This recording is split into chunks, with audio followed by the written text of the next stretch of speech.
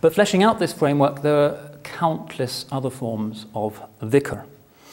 There are a number of formulas which are included within the prayer itself that people say silently.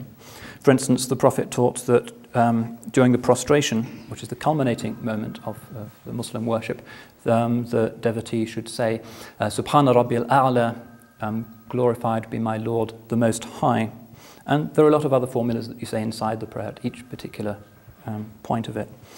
And there are a lot of others which are used outside it as well. There is a great wealth of devotional phrases which are repeated on certain occasions, and that, importantly, can be repeated a specific number of times.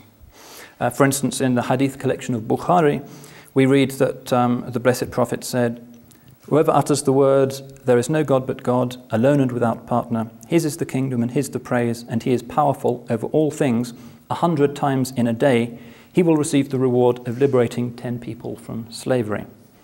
He also taught that one should quietly repeat after each of the 5 mandatory prayers, "Glory to God," and then "Praise be to God," and "God is greater," 33 times each.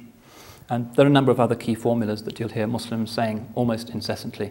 Astaghfirullah, for instance, I seek God's pardon.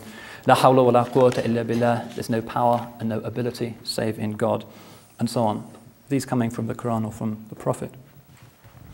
Now, the Islamic scholars traditionally believed that each of these formulas possessed an almost incantatory property, a khasiyah, a special virtue.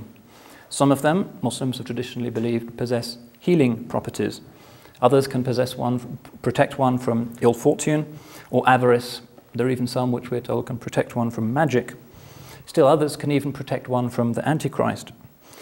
So it's been very common for scholars since the beginning of Islam to sift through the voluminous hadith literature and tweezer out these little formulas that the Prophet used to punctuate and sanctify his day, and serve them up in little manuals, prayer manuals of devotion for ordinary Muslims, to be recited or to be chanted regularly. And as the Blessed Prophet himself indicated, there is a special merit attaching to reciting some of these a particular number of times.